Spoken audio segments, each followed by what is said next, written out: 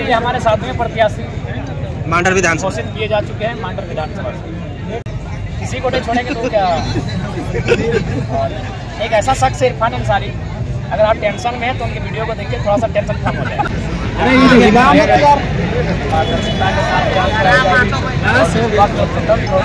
तमाम जो संशय के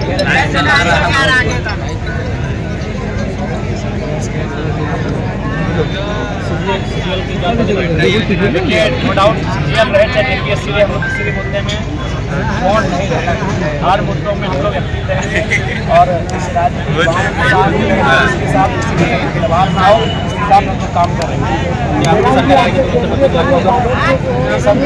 सबसे बड़ी बात है कन्विंस होना चाहिए। अब हमें जब से राजनीति में आए हैं, जो गैर राज्यों के लोग हैं वो अभी कन्विंस हो रहे हैं कि नहीं जेन्युइन मुद्दा है, हम लोग 2 राज्यों में निकाल लेते हैं जो कि गलत है। सबसे पहली बात कन्विंस नहीं करते। आज हमें उम्मीद है कि जो अगर हमारे विपक्ष में भी है, विरोध भी करते हैं, जब उनसे मुखातिब होते हैं, अपनी बातों को रखते हैं तो उसमें हम लोग कन्विंस कर देते हैं। और चूँकि झारखंड की जो मांग है, झारखंड की जो जरूरत है वो स्थानीयता है, स्थानीयता के आधार पर उनके पेपर लगना चाहिए। नहीं तो क्या होगी, यहाँ की परंपराएं, यहाँ की संस्कृति सब मिल हो जाएगी और यहाँ के लोग कहीं ना कहीं गौण हो जाएंगे। जिस तरह से जो है एसएससी को लेकर आपके केंद्रीय दलीय उपाध्यक्ष ने 3 दिन का महाआंदोलन का ऐलान किया आज ही के दिन, किस तरह से समर्थन दीजिएगा छात्र? देखिए, वो हमसे बातचीत हो गई, उनको हमने रांची का जो भी कार्यक्रम होता है सबका एक हम लोग जिम्मा दिए। हजारीबाग में होता है तो हजारीबाग की एक टीम है, रांची में हमारी एक टीम है, क्योंकि देखिए अब हम लोग का भी संगठन पूरा जिला स्तरीय नहीं राज्य स्तरीय संगठन है। इस राज्य में हम लोग को हर एक मुद्दों में देखना पड़ता है, इसलिए का भौगोलिक सीमा के आधार पर हम लोगों ने आंदोलन को एक नेतृत्व के रूप में एक टीम को तैयार किया है और हम लोग हर एक आंदोलन का समर्थन करते हैं और उम्मीद करते हैं कि परिणाम हमारे पक्ष में होगा। बस हमें जो साक्ष्य हैं वो साक्ष्य हमें सौंपा जाए, इस हमने हम लोग को बराबर से आंदोलन। छात्रों का आरोप लगा रहे हैं कि जयराम महतो जो है सशरीर उपस्थित नहीं है। देखिए, हम तो अभी जाके सशरीर उपस्थित हो जाएंगे, लेकिन जो छात्र आज ये कह रहे हैं पहले उनको भी जानना चाहिए कि उनके जो संचालक हैं, जिनके नेतृत्व में उन्होंने आंदोलन किया था, नाम बताने की आपको आवश्यकता नहीं है, उन्होंने खुद लाइव में आकर कहा था कि कोई पॉलिटिकल लीडर नहीं आएंगे। तो भाई आखिर हम लोग भी तो बंधे हैं, हमारी एक पार्टी अब बन चुकी है, अब हम लोग का सिंबल आ चुका है, तो हमने तो छात्रों के जो प्रोटोकॉल है उसका अनुपालन किया है। वहाँ हमको लगता है 10 में 3 जो छात्र हैं वो हमारे जेल के सदस्य हैं, उनका खुद का सबने लाइव में आके कहा था कि किसी प्रकार से कोई पॉलिटिकल पार्टी यहाँ इंटरफेयर नहीं करेगी, तो इसलिए उनके आंदोलन को हम लोग अपने स्तर से बैक सपोर्ट करेंगे। हम लोग जिला स्तरीय प्रदर्शन करने जा रहे हैं 1-2 दिन में और इसके लिए हमने जिला अध्यक्षों की मीटिंग में बुलाई है। जल्द ही हम लोग सीजीएल के जो परीक्षा में गड़बड़ी है उसको लेकर जेल के अपने अलग स्तर से आंदोलन करने जा रहे हैं। क्या आंदोलन का नेतृत्व आप लोग कीजिएगा सीजीएल का? जी, हम लोग स्वयं करेंगे। छात्र तो अपनी जगह कर ही रहे हैं, जेल में हम अपने स्तर से आंदोलन करेंगे।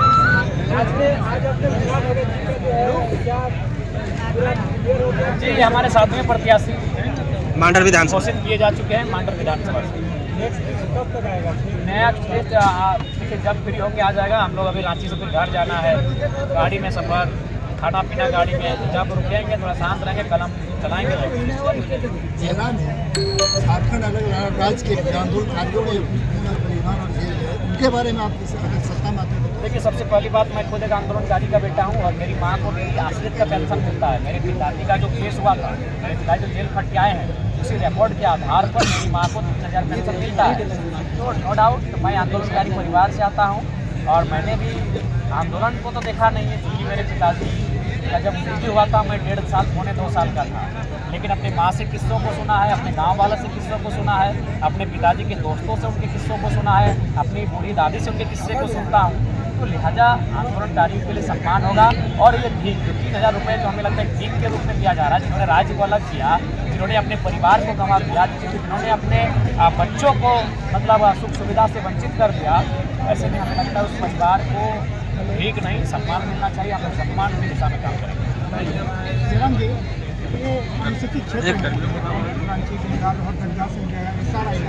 यहाँ ओबीसी का आरक्षण 0 कर दिया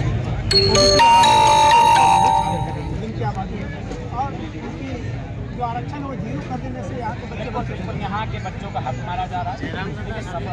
मेरा मानना है गुजरात का जो जिला रोस्टर था उसमें उनका बिल्कुल सीने में खंजर घोंपा गया है, इसको सुधार करेंगे और उनके अनुपात में जिला के रोस्टर को पुनः बहाल लागू किया जाएगा और किसी भी जिले में ओबीसी तो शून्य हो ही नहीं सकते।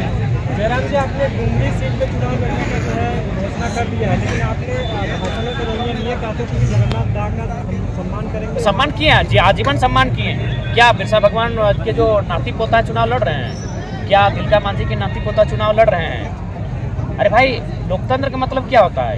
ठीक है, तब तो आप किसी दिन हेमंत सोरेन की मत बुराई की थी, क्यों करना हो? किसी आंदोलनकारी के पुत्र हैं, तब तो आप आयसू की भी बुराई मत की, जो आंदोलन से उपजी हुई पार्टी है। ये भावनाओं से बाहर आइए। भावना का मतलब क्या होता है? उस परिवार की मदद करना। विधायक बनाना भावना नहीं होता है। चलिए ठीक है दादा।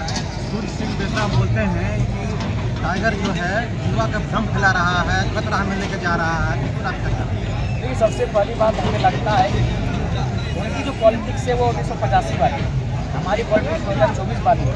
15 और 24, 39 लगभग 40 साल का अंतर है, इसलिए 1972 को समझ नहीं पा रहे।